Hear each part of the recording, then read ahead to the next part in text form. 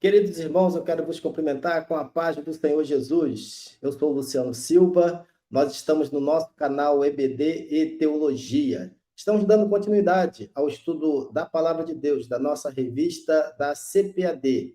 Chegamos para a glória do nome do Senhor Jesus, a lição de número 11.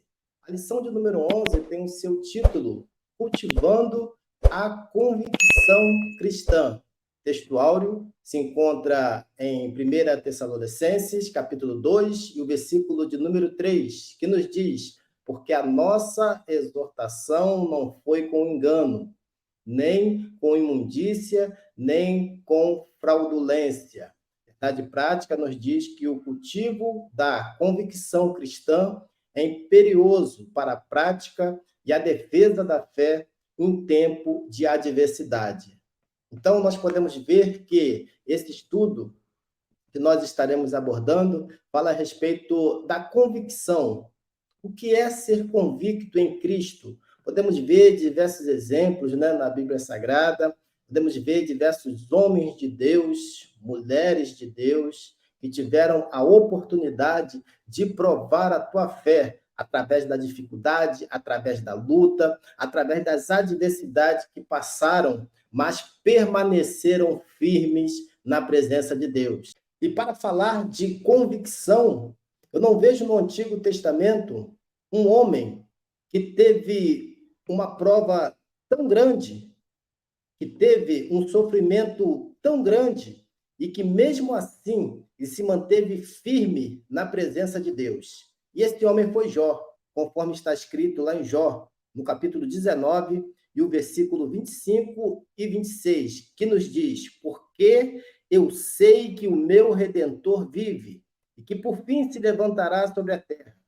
E depois de consumida a minha pele, ainda em minha carne verei a Deus. Podemos observar, irmãos, que Jó perdeu tudo que se pode imaginar da forma material, conforme ele tinha recebido de Deus. Mas ele não perdeu a fé, não perdeu a convicção no Senhor, que mesmo diante das lutas, das adversidades, mesmo diante dos maiores problemas que veio sobre a sua vida, ele se manteve firme diante de Deus. Ele confiou em Deus, ele acreditou que Deus, no momento certo, ele iria se levantar para lhe trazer ajuda na sua vida. Então, nós vamos ver, irmãos, através desse estudo, que nós precisamos cultivar a nossa convicção cristã, cultivar a nossa fé em Cristo, para que nós possamos estar firmes no momento da adversidade, no momento das maiores lutas das nossas vidas, nós possamos olhar somente para o Senhor Jesus. Introdução. Na pregação do Evangelho nos dias atuais, enfrentamos diariamente oposição às doutrinas bíblicas, através do relativismo cultural e religioso, ideologias contrárias à palavra de Deus e o mundanismo, caracterizado pelo espírito da Babilônia, que atua nesse mundo.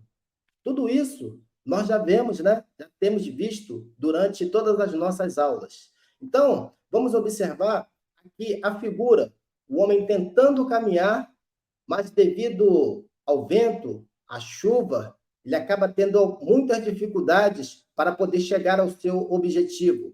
Da mesma forma, é um crente em Jesus. Quando ele se opõe às coisas do mundo, às ideologias contrárias à palavra de Deus, ele vai encontrar obstáculo, ele vai encontrar dificuldade. Mas se ele for perseverante, se ele tiver convicção no seu coração, ele vai, cada dia, avançar e vai conseguir chegar ao seu objetivo final.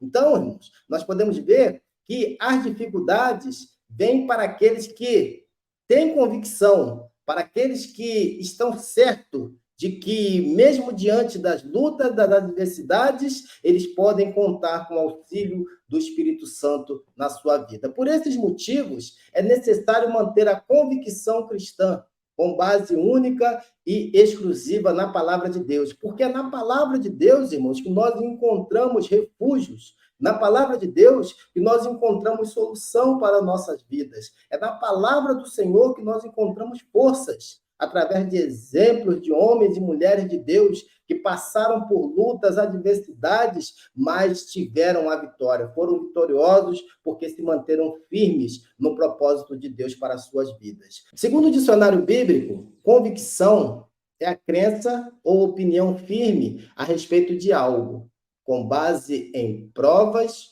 ou razões íntimas, ou como resultado da influência ou persuasão de outrem. Convencimento. 2 Timóteo, capítulo 1, e o versículo 12. Porque eu sei em quem tenho crido. Estou certo de que é poderoso para guardar o meu depósito até aquele dia. Então, a convicção é algo que está dentro de nós. Então, nós vemos que o apóstolo Paulo, quando ele dá essa palavra ali a Timóteo, ele diz que ele tem conhecimento, ele tem certeza, ele tem convicção de que Deus é poderoso para guardar a sua fé, para guardar aquilo que foi depositado dentro do seu coração e que naquele grande dia ele terá um resultado positivo da tua fé firmada na palavra de Deus. Então, a convicção é isso. E que, em muitas das vezes, também pode ser uma influência ou através de uma persuasão de outrem. Alguém pode nos convencer de que nós estamos errados em nossos caminhos. Foi isso que aconteceu na vida de Paulo. Paulo foi convencido pelo próprio Senhor Jesus de que o caminho que ele estava trilhando estava errado, de que ele precisava corrigir a sua trajetória. E quando ele reconheceu que ele estava errado em seus caminhos, ele começou então a fazer a vontade de Deus e ele deu a sua vida por esse propósito, para a pregação do Evangelho de Cristo. Então, ele foi ali, ele estava convicto de que todas as lutas, todas as adversidades, tudo que viesse a acontecer na sua vida, ele tinha uma convicção de Deus, de que tudo aquilo um dia iria passar e que ele iria alcançar o seu objetivo com a pregação do Evangelho do Senhor. Então, a palavra, né, que nós estamos observando no dia de hoje é falar a respeito de como cultivar a nossa convicção cristã. Como que nós podemos alimentar essa convicção através de cada dia? Podemos cultivar através da leitura da palavra de Deus, através da oração, através daquilo que Deus já tem feito em nosso favor. Então, cada dia, nós vemos que o Senhor, nosso Deus, ele tem feito coisas grandiosas na nossa vida, que sim, é o motivo de aumentar cada dia a nossa fé, que nós estamos no caminho certo, buscando a Deus, buscando as respostas de Deus através da sua palavra. Vamos ver aqui que no primeiro tópico, nós podemos observar que nós temos que ter, em primeiro lugar, uma convicção espiritual, através do poder do Espírito. Paulo está na segunda viagem missionária, e ele foi impedido pelo Espírito Santo de pregar o evangelho na Ásia. E a Bíblia nos diz que, numa noite, Paulo recebeu uma visão em que um homem apareceu diante dele e disse para ele, passa a Macedônia e ajuda-nos. E Paulo, tendo obedecido aquela voz, Paulo saiu, passou por algumas cidades e chegou numa cidade chamada Filipo.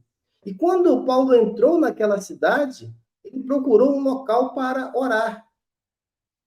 E, tendo encontrado ali apenas um rio, onde ele pudesse ficar e orar ao Senhor, algumas mulheres que ali se encontravam, e entre elas, uma mulher chamada Lídia, que era vendedora de púrpura, Paulo ali pregou a palavra de Deus, e aquela mulher recebeu no seu coração, foi batizada, levou Paulo até a sua casa, e os seus também foram batizados e receberam a salvação no Senhor. Então, estava Paulo indo pelo caminho da oração, sai ao encontro uma jovem que tinha um espírito de adivinhação. E indo Paulo, aquela jovem ia também clamando, junto ali com Paulo e falando, estes homens que nos anunciam o caminho da salvação são servos do Deus Altíssimo. E isso ela fez por vários dias.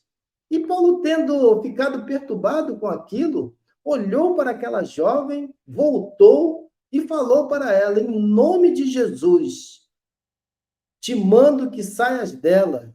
E na mesma hora, aquele espírito saiu. É muito interessante notar que naquele momento que eles foram parar em uma prisão, talvez para eles seria o momento deles desistirem da sua caminhada com Deus, de pregar o evangelho por causa das dificuldades, por causa de ter parado em uma prisão por causa da pregação do evangelho. Mas eles não desistiram mesmo assim. E a Bíblia nos diz que perto da meia-noite, Paulo e Silas oravam e cantavam louvores a Deus, mesmo nesse momento de grande dificuldade. Isso por quê? Porque eles tinham uma convicção de que Deus tinha lhe chamado e que aquilo que estava acontecendo com ele tinha um propósito específico. E teve, porque naquele momento, a Bíblia diz que houve ali um terremoto. E aquelas cadeias, então, elas se abriram e o carcereiro, olhando aquela situação qual ele se encontrava, diz que o carcereiro ficou preocupado em saber o que iria acontecer ali naquele momento, porque ele pensou que os presos estavam fugindo e que Paulo, que tinha sido preso pelos magistrados naquele momento, também iria fugir e a sua vida corria grande perigo. A Bíblia diz que naquele momento que eles estavam ali presos, estavam naquela cadeia, a Bíblia diz que perto da meia-noite, Paulo e Silas orava e cantava louvores a Deus. Talvez naquela hora, por causa da dificuldade, por causa da dor, por causa da luta que eles estavam passando, seria o momento deles desistirem ali de pregar o evangelho de Deus. Porque é muito fácil nós termos convicção quando as coisas estão dando certo em nossas vidas, quando tudo está dentro daquilo que foi planejado. Mas aqui podemos ver na vida de Paulo, Paulo jamais pensava chegar numa situação como aquela, mas ele sabia de que tudo aquilo que ele estava passando tinha um propósito. E aquele carcereiro, quando ele olhou para aquelas portas abertas, e ele viu a situação que ele estava, e vendo ali as portas, tirou a espada e quis até se matar, porque ficou preocupado de que os presos pudessem fugir. E Paulo, saindo, pediu para que ele não fizesse isso, para que ele não tirasse a sua vida. E naquele momento, o carcereiro lhe pergunta, então, o que ele deveria fazer. E Paulo diz para aquele homem: crê no Senhor Jesus e será salvo tu e a tua casa. Então, Paulo estava ali, naquela prisão, com um propósito de trazer salvação àquele carcereiro, de trazer salvação àquela vida. Então, nós podemos ver que o Espírito Santo, muitas das vezes, ele pode nos levar por caminhos que nós venhamos a sofrer, mas desde que haja salvação de vidas, desde que haja um propósito de Deus na nossa vida.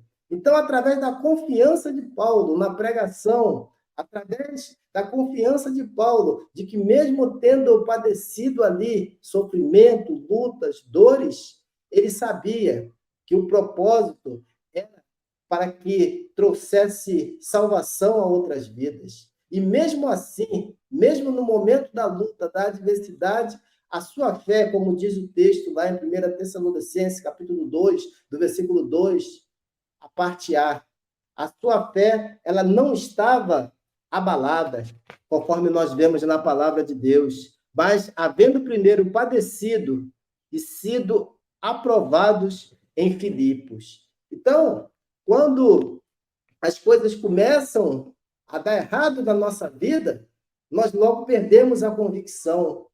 Mas esse é o momento que nós temos que aguardar uma resposta do Senhor. Precisamos cultivar a nossa convicção em Cristo, mesmo diante do sofrimento, mesmo diante da luta, mesmo diante da dificuldade. A terceira parte fala a respeito da fidelidade na pregação.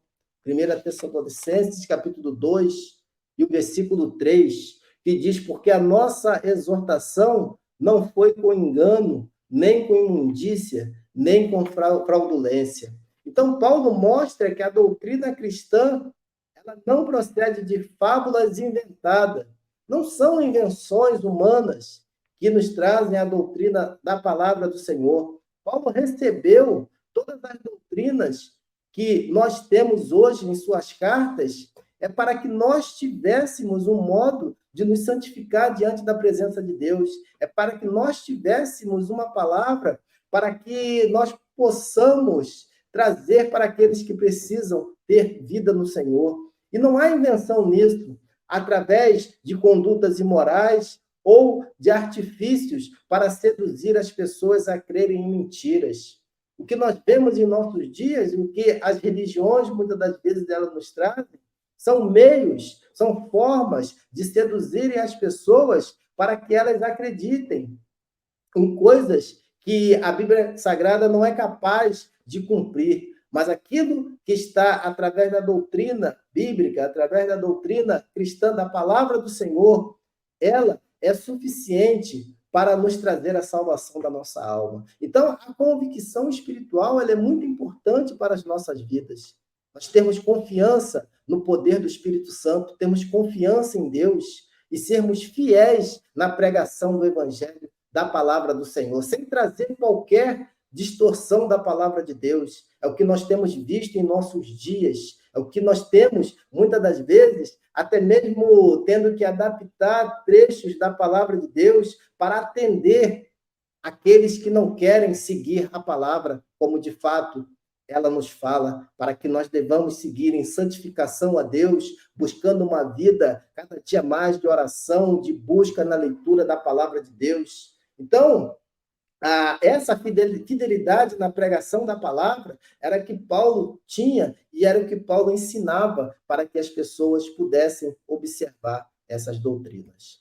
A segunda parte fala também a respeito de uma convicção moral, através da retidão nas ações. A conversão opera a transformação moral na vida do crente salvo. Então, irmãos, nós podemos ver que, conforme está lá escrito em 2 Coríntios, capítulo 5, e o versículo de número 17, um texto bem conhecido, que nos diz que assim, que se alguém está em Cristo, nova criatura é. As coisas velhas já passaram, eis que tudo se fez novo. Então, o propósito de Deus é trazer uma transformação, e essa transformação ela é interior. Ela, muitas das vezes, não é visível para aqueles que nos conhecem ou que estão acostumados conosco. Mas essa transformação, ela faz com que nós venhamos abandonar o pecado, nós venhamos abandonar a mentira, nós venhamos abandonar o erro, nós passamos a viver uma vida em santidade diante de Deus, nós nos tornamos uma nova criatura. Aquele que olha para a nossa vida hoje, elas devem ter a convicção de que nós fomos transformados pelo poder do Espírito Santo. Isso me faz lembrar aquela passagem daquele cego de nascença, que ele estava ali no caminho, e quando Jesus ia passando, aqueles homens perguntaram: quem pecou? Foi ele ou foram seus pais? Jesus disse: nem ele e nem seus pais. Ele foi assim para que pudesse o nome do Senhor ser glorificado. E quando Jesus curou aquele cego, quando ele colocou ali, mandou que aquele cego lavasse os seus olhos no tanque de Siloé, as pessoas não mais o reconheceram. Então, a nossa vida ela deve ser dessa mesma forma. Se nós vivíamos, aquele homem que estava ali, jogado ali, naquele chão ali de frente, aquele templo, aguardando ali receber algo das pessoas, quem o viu depois daquela situação, daquele momento que ele foi curado, eles não mais o reconheceram, porque aquele homem ele já estava de pé, estava transformado pelo poder do Senhor Jesus. Nós vemos que na nossa vida não é diferente. Nós temos que ter uma forma em nossas ações para que as pessoas vejam que nós fomos transformados pelo poder de Deus na nossa vida. Temos também que, como a segunda parte, fala a respeito de uma reputação ilibada, ou seja, estejamos livres de qualquer acusação. Ninguém pode olhar para as nossas vidas e tentar nos acusar de algo. Essa é a preocupação de Paulo, e essa deve ser a nossa preocupação. Nós devemos viver de uma maneira tal que as pessoas devem nos analisar e ver que a nossa reputação, ela permanece firme diante de Deus. Paulo avalia sua reputação com esta frase: não buscamos glória dos homens, nem de vós, nem de outros. Então, o propósito de ter uma reputação ilibada não é para que as pessoas possam elogiar o nosso comportamento, o nosso procedimento, mas o propósito de termos a nossa reputação ilibada é que nós temos um compromisso com Deus, um compromisso da palavra de Deus, e temos que ter um cuidado para que quando nós viemos pregar a palavra do Senhor, o inimigo não tenha do que nos acusar diante de Deus. É muito triste quando uma pessoa não tem condição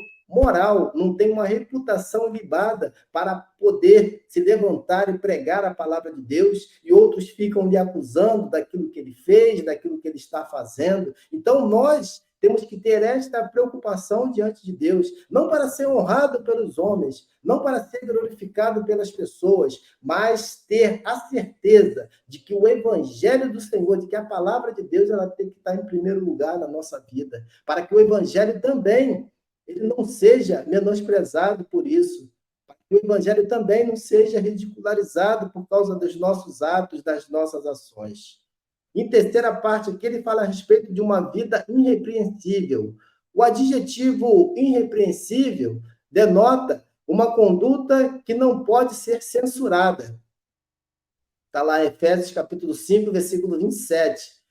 Nesse contexto, o apóstolo invoca a Deus e a igreja em Tessalônica como testemunhas de uma postura santa, justa e irrepreensível. Aquilo que eu disse anteriormente, a igreja do Senhor, a igreja de Tessalônica que estava ali, ela deveria se manter, né, com a sua postura diante daquela sociedade totalmente diferente de tudo que estava à sua volta. As pessoas do mundo, elas podem andar de qualquer forma, de qualquer maneira. Agora, a igreja não. Sendo uma igreja santa, justa e irrepreensível diante dos homens e diante de Deus. Então, nós temos, irmãos, que ter esta convicção em nossas vidas. E, por último, uma convicção social, que tem a ver com o bem-estar comum. O bem-estar comum alcança o homem em suas necessidades físicas e espirituais. O Paulo está dando ali esse exemplo, está falando ali para que os cristãos devem se preocupar com o bem comum de todos. E, por último, uma dedicação altruísta. Apesar do direito inerente ao seu apostolado, ele decidiu nada receber, ainda que podíamos, como apóstolos de Cristo, sermos pesados, está lá em 1 Tessalonicenses, capítulo 2, versículo 6b, ele não assim fez. Antes, né, a Bíblia diz que ele trabalhou fabricando, assim sendo, para prover o necessário sustento, o apóstolo valeu-se de seu ofício de fabricante de tendas. A Bíblia ainda nos diz que o próprio apóstolo Paulo diz que, se possível, trabalhar de noite para não pesar o teu próximo. Então, irmãos, nós temos que ver que nós temos essa obrigação diante de Deus de não trazer, não ser pesado a igreja do Senhor, não pesar o nosso próximo. A nossa dedicação é para que nós possamos, de uma certa maneira, tentar ajudar para que outros sejam abençoados.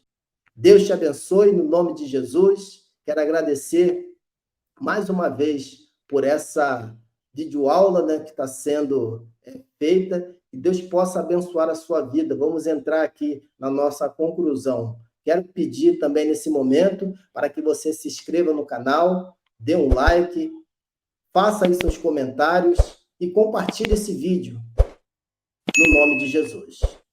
Conclusão. Falamos a respeito de 3 pontos na nossa revista. Falamos sobre a convicção espiritual, falamos sobre a convicção moral e falamos também sobre a convicção social. Resumindo aqui, na conclusão, podemos ver que a convicção espiritual é o resultado do poder do Espírito Santo na vida do crente. Quando o crente ele é cheio do Espírito Santo, as lutas, as dificuldades, os temores, tudo que vem de encontro à nossa vida, nós podemos superar, porque nós temos o Espírito Santo dentro de nós. Assim como aconteceu na vida de Paulo. Como uma convicção moral, quando o crente vive no temor do Senhor e obediência à palavra de Deus. Temor do Senhor é que faz com que nós não tenhamos, né, uma vida imoral diante desse mundo, porque nós tememos a Deus, tememos a sua palavra, somos servos do Senhor para poder fazer a vontade de Deus. Uma convicção social é ser consciente de que precisamos dedicar a nossa vida em servir ao nosso próximo. Deus nos tem dado, Deus nos tem abençoado para que nós possamos servir ao nosso próximo através dos nossos dons, através do que nós recebemos de Deus, das bênçãos materiais que recebemos do Senhor. Nós temos que ter esse compromisso diante de Deus. Para finalizar, é na hora das adversidades que temos de ter uma convicção cristã para superar as lutas do nosso dia a dia. Todos os dias, irmãos, nós temos obstáculos. Todos os dias nós temos lutas, temos adversidade. Mas é a nossa convicção que nos garante de que nós seremos mais do que vitoriosos em Cristo Jesus. Que Deus te abençoe. Na próxima semana nós estaremos juntos para que possamos estudar a lição da palavra do Senhor. Até semana que vem, e Deus te abençoe no nome de Jesus.